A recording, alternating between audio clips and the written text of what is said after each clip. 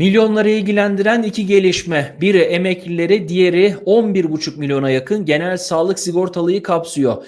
Emeklilerle ilgili kısım şu: SGK'ya borçlu olan bir emekliyseniz AK Parti'nin geçen hafta getirdiği düzenlemeyle bunun neticesinde maaşınızdan %25'e yakın bir kesinti yapılabilecek. Peki hangi koşulda bu kesinti olacak? Burada borçlu olan emeklilerle ilgili detay nedir? Diğer bir taraftan 11,5 milyona yakın genel sağlık sigortalının borçları meselesi. Burada kimlerin borcu silinecek? Hangi yıla ait bir detay var? Kaç genel sağlık sigortalının borcu ertelenecek? Detayları paylaşacağım. Geçen hafta AK Parti, ilk önce emeklilerle ilgili kısımda başlayalım, bir kanun teklifi getirdi.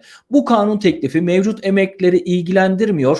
Çalışan, daha emekli olmamış kişilerin emekli olunca daha yüksek maaş almasını sağlayacak bir düzenlemeyi de içeriyordu. Tabii bunun yanı sıra borçlanmaları arttıran düzenlemeler de vardı. Türkiye Gazetesi yazarı İsa Karakaş bu konuyla ilgili bir köşe yazısı yazmış. Burada mevcut emeklileri ilgilendirdiğini de aslında dolaylı olarak anlatmış. Nasıl? Diyor ki, Sosyal Güvenlik Kurumu'ndan gelir veya aylık alanların genel sağlık sigortası prim dahil kendi sigortalılığı ve veya hak sahibi olduğu kişi sigortalılığı nedeniyle prim ve prime ilişkin gecikme zammı ve zammı borcu bulunanların bu borçlarının gelir veya aylıklardan %25 oranını geçmeyecek şekilde kesinti yapılarak tahsilatı sağlanacaktır diye belirtilmiş. Yani SGK'ya borçlu olan bir emekliyseniz tabii bunun detayları daha gelir. Borç hangi koşulda, nedir, ne değildir, bunlara bakacaklardır.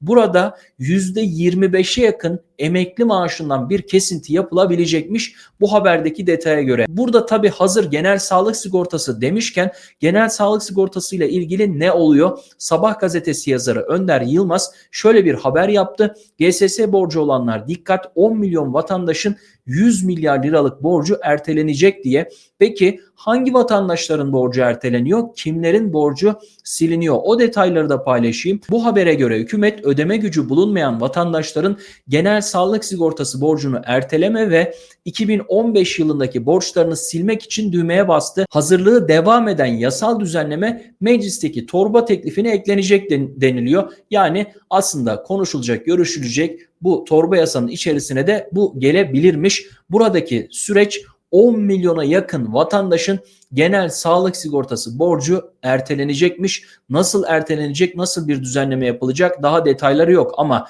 burada şöyle bir detay var. 2015 yılına ait 1 milyon 491 bin vatandaşın 3,1 milyar TL'lik borcuysa silinecek değerli izleyenler bu düzenlemeyle birlikte. T24 şöyle bir detay vermiş bu haberle alakalı. Yeni af düzenlemesi hani kimleri kapsıyor meselesiyle ilgili.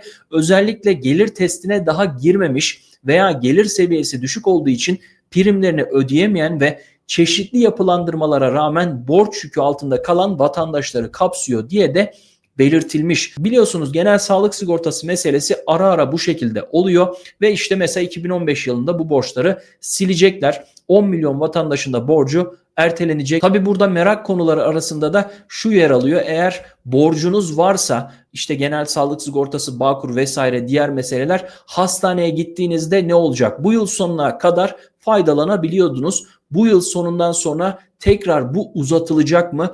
Diğer yıla aktarılacak mı? Bunları da takip ederiz. Bir gelişme olursa da sizlerle paylaşırız. Çıkmadan videoyu beğenmeyi unutmayın. Hoşça kalın.